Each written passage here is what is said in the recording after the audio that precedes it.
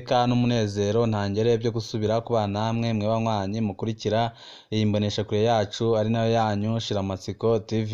Ni imboneshakure imwe rudende dushikiriza inkuru n'ibiganiro utaronka ahandi. Uyu ni umwanya w'amakuru agezweko ari kuvugwa ngaha mu gihugu cacu c'u Burundi. Ni amakuru aba yibanda cane ko aba ari kuvugwa ku gateka kazina muntu, aba ari kuvugwa mu cibano, aba ari kuvugwa ku mbuga ngurukana bumenyi, aba ari kuvugwa mu makungu, aba ari kuvugwa muri politike ndetse n'andi yose mutamenye mwa mwaranyegejwe turatohoza amaze tukabaha ido n'ido. Urupfu rubabaje cane rwa Mariya Sandrine nkuru nzima bamuciye ugutwi n'ibere bongera bamukuramwo igitereko. Leta Evariste Ndayishimiye irakwiye gufata ingingo ibereye ishobora gukingira abakenyezi n'abigeme ngaha mu gihugu cacu c'u Burundi. Ubwicanyi buriko bukorerwa abigeme n'abakenyezi ngaha mu Burundi burateye ubwoba cane. Leta Evariste Ndayishimiye irakwiye kugira icyo ikora kuko nayo ishobora gushikirwa ugasanga ibiriko biraba bikuruye ibibazo bikomeye cane ngaha mu gihugu cacu c'u Burundi. Abakenyezi n'abigeme bariko baricwa impande zose z'igihugu. Hari byinshi twabateguriye kuri iyo nkuru turaza kubashikiriza mu idonido ry'aya makuru. Turaza kubabwira ku karenganyo kariko karakorerwa umumenyesha makuru Florian Irangabiye. Ibintu biriko biramukorerwa ngaha mu gihugu cacu c'u Burundi birateye isoni. Hari byinshi twabateguriye kuri ino nkuru nabyo turaza kubashikiriza muri idonido ry'aya makuru. Wowe ico usabwa nta kindi uretse gupyonda kuri sabone kugira ngo uko dusizeho inkuru n'ibiganiro bene nk'ibi ujye uba uwa mbere mu gushikirwa nabyo. Batevye rero amakuru yacu tatangurire kuri ino nkuru ibabaje cane iri kuvugwa ngaha mu gihugu cacu c'u Burundi. Inkuru rwose irababaje. Sentare yemeje ko Florian Irangabiye aguma mu munyororo. Umunsi wari watanguye icizere ari cose mu baryango, mu bashingwamanza no mu bagenzi b'umumenyeshamakuru Florian Irangabiye. Mu ntahe y'icesi yo kuwa 30 z'ukwezi kwa gatatu umwaka wa 2023 mw'ibohero rya Muyinga byari byasubiriye kuboneka ko atabyagirije biriko byotuma Florian apfungwa akaguma mu munyururu. Ingingo yafashwe ku munsi w'ejo yemeje ko Florian Irangabiye umumenyeshamakuru wari ukunzwe cane ngaha mu Burundi agumishwa mu munyororo agapfungwa imyaka 10 agatanga n'ihadabu y'umuriyoni w'amarundi. Ico gihano yari yagihawe na sentare nkuru ya Mukaza muri Nzero umwaka wa 2023 imuhora ikiganiro yahuriyemwo n'umuyobozi wa RPA Bob Rugurika be n'umushikirizamanza Javi Bigirimana. Umunyamabanga mukuru wa Fokode Florian Irangabiye yagirijwe icaha gitangaje kugerageza kumanyura ubutaka bw'u Burundi. Florian Irangabiye ahagaritswe n'iperereza muri Nyandagaro umwaka wa 2022 mu gihe yari agiye mu rubanza rw'umuryango asanzwe aba mu gihugu c'u Rwanda. Irekurwa ry'abaharanira agateka ka muntu batanu mu ndwi iheze ryari ryatanze icizere kuri leta ya Ndayishimiye ko iriko irisubirako ku bibazo by'agateka ka muntu. Ingingo y'uno munsi yibukije ko bihenda abiyumvira gutyo.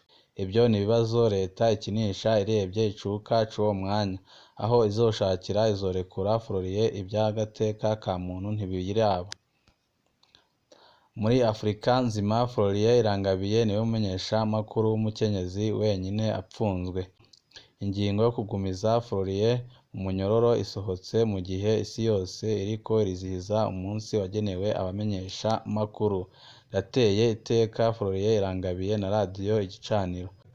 Akarenganyo karafise umwanya wako ariko ntsinzi yama ku ruhande rw'ukuri n'ubutungane. Umunsi umwe uzovayo utahane iteka. Leta Evariste Ndayishimiye iriko irakora ibintu bitari byiza cane ngaha mu gihugu cacu c'u Burundi. Akarenganyo kariko karakorerwa abamenyeshamakuru rwose karateye isoni, karateye ubwoba. Biragaragara ko ubutungane ngaha mu gihugu cacu c'u Burundi butigenga, ahubwo bukoreshwa na leta ikabukoresha icyo ishaka gupfunga abo ishaka kurenganya abo ishaka. Ibintu nibigomeza gutya bizaba bibi cane ngaha mu gihugu cacu c'u Burundi. Amakuru yacu tuyabandanirize kuri ino nkuru nayo y'umubabaro iriko iravugwa ngaha mu gihugu cacu c'u Burundi. Urupfu rubabaje cyane rwa Maria Sandrine Nkurunziza, bamuciye ugutwi n'ibere bongera bamukuramwo igitereko. Ngo niko amakuru ava muri komine Mabayi avuga uko abatoye ikiziga ca Maria Sandrine Nkurunziza hirya hejo haheze. Mu nkuru twabahaye ejo twarababwiye ikiziga c'umwigeme catowe mu gitara c'ibiti ku mutumba wa Ruyenzi muri komine Mabayi mu ntara ya Cibitoke. Ejo ntitwari twaronke amakuru menshi yerekeye ubwo bwicanyi. Maria Sandrine Nkurunziza ni muntu ki?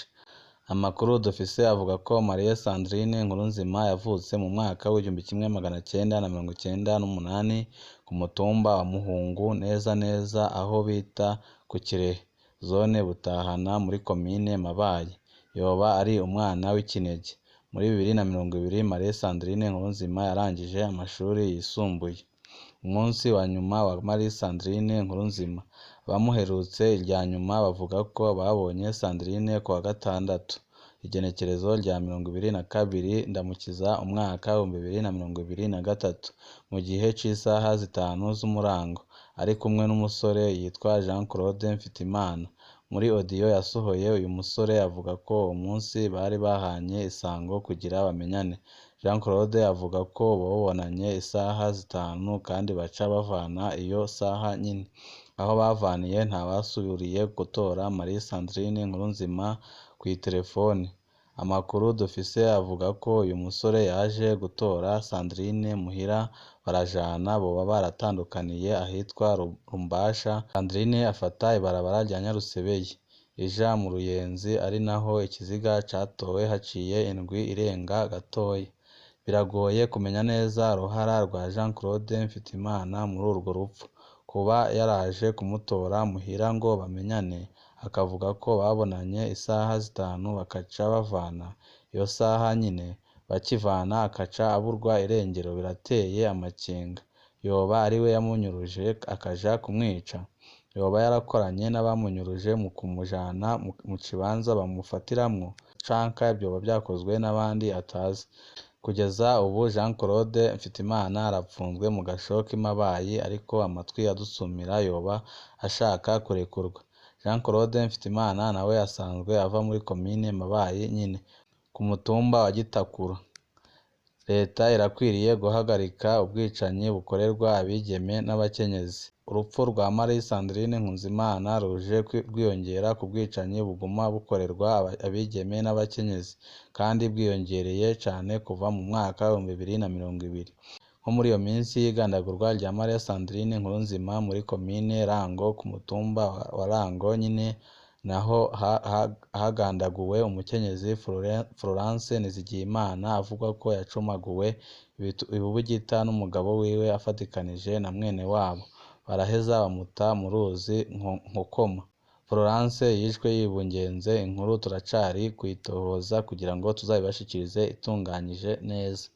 Leta irakwiriye kuva mu gacerere ku bijanye n'ubu bwicanyi bukorerwa abigeme n'abakenyezi, ikiga ico buvako, hagatunganywa inyigisho kandi hagafatwa ingingo ruhasha zihana amabi yose akorerwa abakenyezi. Ni ikibazo kituraba twese.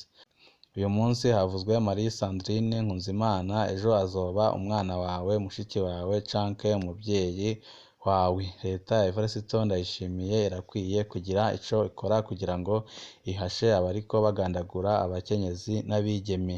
Yiyita leta mvyeyi ariko abanyagihugu bagagumya bahura n'amagorwa akomeye. Turabandanya kubatohoreza amakuru menshi ajyanye n'impfu ziriko zirakorerwa abakenyezi ngaha mu gihugu cacu c'u Burundi, ndetse n'ico leta ya Evariste Ndayishimiye iriko irabikoraho cangwe se n'uruhare yaba iriko irabugiramo, kuko kudahana niko gutuma ubwicanyi bugumya buba ndansi ngaha mu gihugu cacu c'u Burundi. Hari n'andi makuru menshi turi kubatohoreza ajanye n'ibiriko biravugwa cane ngaha mu gihugu cacu c'u Burundi ku wahoze ari umushikiranganji wa mbere w'igihugu cacu c'u Burundi General Arenguiyome Bunyoni ndetse na Evariste Ndayishimiye. Amakuru yose turi kuyegeranya, turaza kubashikiriza mu makuru yacu yo hanyuma. Ico usabwa nta kindi uretse guvyonda kuri sabone kugira ngo ko dushizeho amakuru n'ibiganiro bene nk'ibi ujye uba uwa mbere mu gushikirwa nabyo. Ibihe byiza nibyo ndabifurije.